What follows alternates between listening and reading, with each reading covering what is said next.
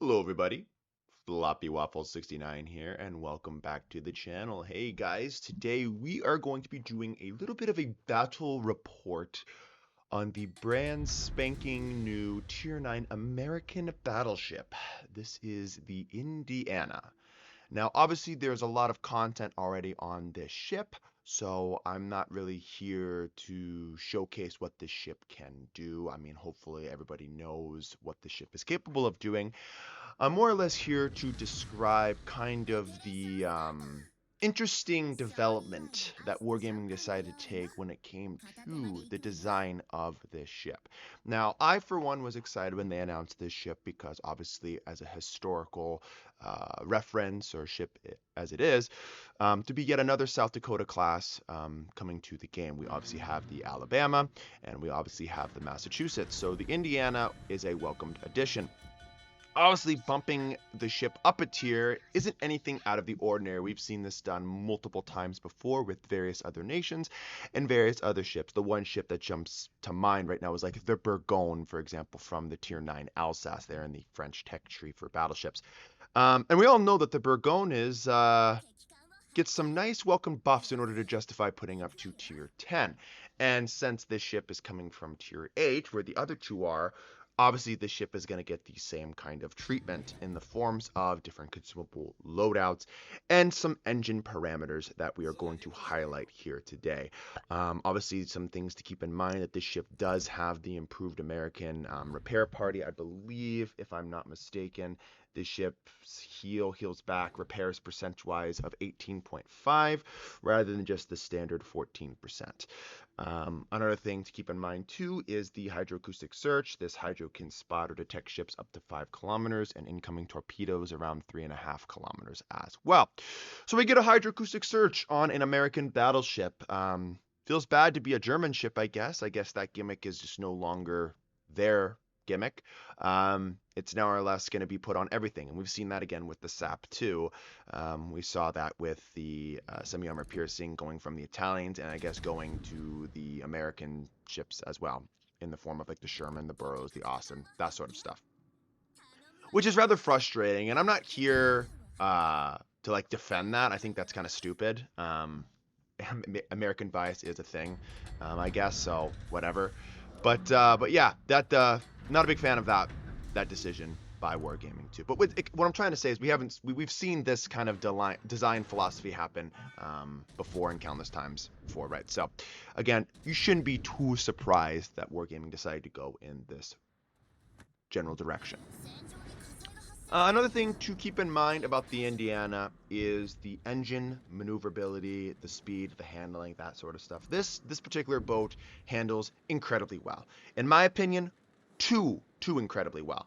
Coming from a rudder shift time of stock of 15.3 seconds and a turning circle radius of 710 meters, with the most demented acceleration I've seen. Obviously, we know that the Vermont has an acceleration as it gets at like that improved engine parameters from start to stop. It's about 15.4 seconds to reach from dead stop to full engine power, top speed. Well, the Indiana has 14.4 seconds, so it's even better than that of the Vermont. To keep it in line, like let's say what normal battleships would slow down and accelerate, we have like the North Carolina, which is at 37.6 seconds. And even to compare those numbers to a light cruiser, which is infamous, which kind of introduced the improved engine parameters on vessels in this game, is the Minotaur. And the Minotaur standard or stock has 9.9 seconds of the acceleration from dead stop to full engine power. So you can kind of see in the realms of where what Wargaming was doing. I don't know what they were thinking with this. I don't know why every battleship nowadays has to have these improved engine parameters. It is so incredibly frustrating. I feel bad for destroyers trying to line up their torpedo strikes. Yeah, it does not feel good, that's for sure. And it frustrates a player like myself who's been playing this game for quite some time, who just want ships that are just standard. Like, why do we have to have ships that have all these fucking gimmicks and consumables and all this? Oh, that's right, because we're trying to sell them and make them more enticing so that players will whale them.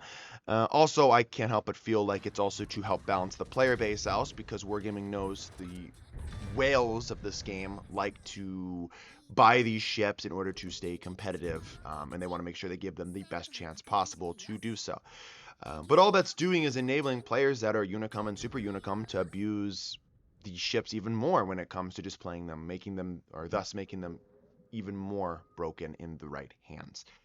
It's this never-ending cycle that keeps going on in this game, and I really wish Wargaming would address this by just making ships not fucking cracked nowadays. This ship is just, it's beyond demented, and I don't understand why they went in this general direction, other than to increase the likelihood of sales, because they knew that the NA server has a bunch of whales, and that they would not only whale a Tier 9 American battleship, but just an American ship in general, or United States Navy ship.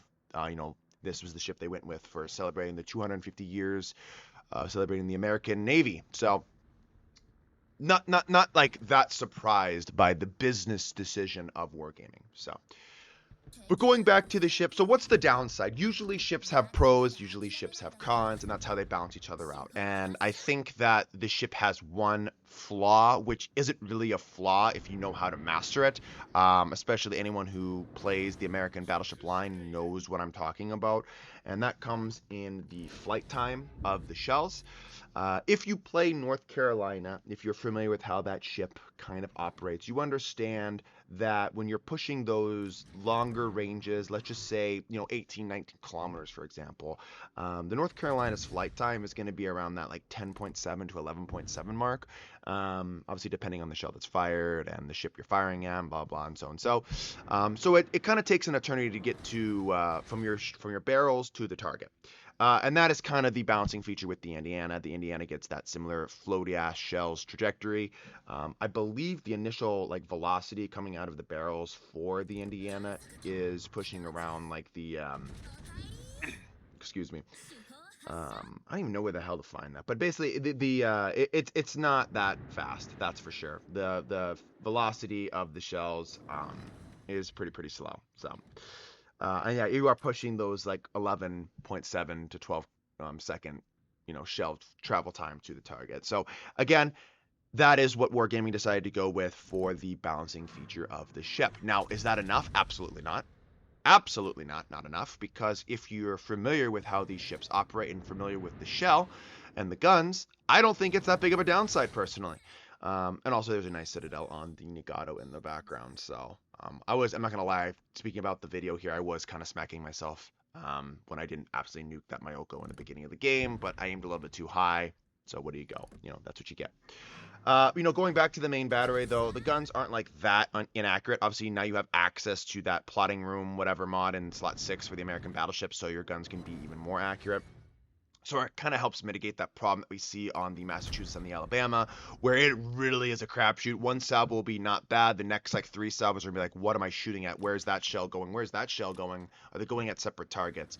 Yeah, I mean, the Indiana, I'm not gonna sit here and say it's the most consistent battleship in the game and it's the most accurate battleship at Tier 9. It's definitely not. But it at least alleviates that issue that you see in the other 2 South Dakota classes in game, because that tier differential and because it has access to that artillery plotting room module. So, but that's basically it, guys. That is essentially the Indiana in a nutshell. The Indiana also, if we're really, splitting hairs here, I believe you can choose, if you wish to drop, is it the Hydro? You can also pick up the defensive AA, if I'm not mistaken. Don't know why you would do that, but that is an option. And it's just basically similar to like the Vermont DFAA, 40 seconds time, and then plus 50% DPS. So it's nothing improved or anything like that. It's just your standard DFAA on this ship. But please don't do that. Even alone, the Indiana has a decent A suite.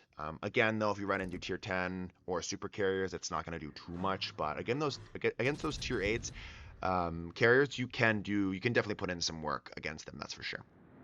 So, but yes, finally going into the battle. I know we're only halfway through the video, so I had to talk about a little bit about the design philosophy and a little bit about what the ship does and what it's capable of doing, and now we can actually talk about the battle. Obviously, I went to the A flank. The A flank, we rolled over them pretty pretty easy, pretty relatively easy.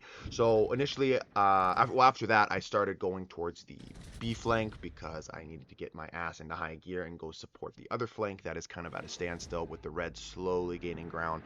And this is obviously a big, kind of what I'm highlighting with the shell velocity or the shell travel time. It's not the best. And again, how many times can this freaking Kronstadt get away with murder for sailing broadside to me? I think it might be user error. I'm not gonna lie. Like, I'm not the most proficient with these shells and how the guns operate with that slow shell velocity. But even I'm finding a way to make these shells work, right? And I think if you manage to obtain this ship or play the North Carolina or the American battleships, which remember I did a whole down the line review on the Montana from New York to Montana. Definitely would recommend you guys go check that out. It shouldn't be that big of an issue to utilize these guns or that big of a hindrance, so to speak, in regards of like balancing you to be a little bit more of a balanced ship. This ship is durable, and it is just easy as all hell to play. Now, that being said, I forgot to mention arguably the most important consumable of them all, and that's the damage control party. Obviously, the damage control party has a little bit, it's improved. Okay, I'm just going to flat out say it's a little bit more improved. Instead of your standard 20-second time or active time, it's 25 seconds. So it gives you even more durability, even more survivability to handle against those floods and fires in those, promiscuous situations. The ship has almost too much going for it, or actually, not almost, it does. It has way too much going for it, and that's probably what frustrates me the most because it's a battleship. And I can't help but feel like Wargaming continuously keeps pumping out these brain-dead battleships to help try to balance the player base and increase their sales because they know people are going to whale these things. And it frustrates the living hell out of me. But yeah, I believe the ship I don't know if it's still obtainable. It probably is because the whole Liberty port. You can either gamble for this in that like a stupid like Wishing Wharf event, which I highly recommend you just fucking flat out don't do, or you can do the sequential bundles, which is gonna be like over 50,000 dubs or something like that, or 43,000 doubloons in order to obtain her, which is definitely like 150 US dollars plus. Again, my math isn't 100% right on that. I don't know. I'm just assuming based upon what we've seen in the past, and I've told you in like the Incheon review that I did about a couple weeks ago that I would highly recommend you do not take part in the Wishing Wharf whatsoever. It is a scam, and I do not like it. And I think you'd just be better off buying the ship, outright, and you'd save yourself the doubloons. Of course, with the price that they're offering the ship, I just wouldn't recommend doing that. Like, I don't understand how Wargaming can say, yeah, you know what, you could go out there and buy like 3 AAA games for the price of one ship in this game. It's just like, it's beyond demented. I'm not sure if the ship is going to be in the Santa crates this year. Probably not. But if it is, obviously this is a ship that I hope that you guys can obtain because it's strong. And there is some fun to be had in it, that is for sure. But again, I would much rather be playing cruisers. I don't know why. Maybe it's because I hate myself. No, it's just because I enjoy the gameplay a little bit more than the battleships. So, but you could see we have, what is this, Akazuki or Kitakaze just spamming me, and I really don't give a fuck. Just because I have access to that and improved heal, the improved damage control party. It's like, I don't care what's going on. HE spam doesn't affect me. You're not going to burn me down. If I know how to manage both my consumables, good luck. It just comes time. The only way the ship's going to die is if you just show flat broadside, or if you don't manage your consumables very well. Oh yeah, that reminds me. I forgot to mention. Did I mention that this Citadel has a waterline to below waterline Citadel? Because of course it does. Why would it not? We can't punish other battleships. That's just obscene. You can't do that. But they can punish you, especially in a cruiser. They can blow you, nuke you with one salvo if they manage to line it up right. But hey, in return, other battleships who decide to shoot, they're just gonna get nothing but penetration, potentially overpens, because, yeah, good luck. I mean, yes, can this thing technically be Citadel? Yeah, longer ranges, plunging fire. I've seen it happen. But honestly, that's more or less a fucking pipe dream. More consistently, you're not going to eat Citadels. That's just what's going to happen. You're just going to eat the penetration damage and or overpens, which, hey, you can repair that. It's no big deal, right? Same with the HE damage with the fires. It's like, I'm not really concerned by even having a double fire on my vessel. I really don't give a fuck. It's not really going to matter too much because I know how to manage my consumable loadout. And I can easily mitigate all of this incoming damage because, hey, HE damage is 100% repairable. Or not HE damage, sorry, the fire damage. So not really a big concern for me, if I'm being honest with you guys. So, but yeah, that's basically the Indiana in a nutshell. I didn't want to really do a review on it because I know other various players have done reviews on this ship. And they do a really good job of illustrating why the ship is just so demented. I just figured because this is my second game in the ship, and it happened to be a pretty damn good game. E rank, because again, it's not too hard to obtain that when you're playing in a ship like this. Easily over what, 185 to 200,000 damage game, something around those ranges. Yeah, like it's not a big deal for me, right? This ship is just way too strong, and it's just frustrating. I figure I'd just share some opinions on the ship. So my final conclusions is, yeah, don't spend the money to get the ship.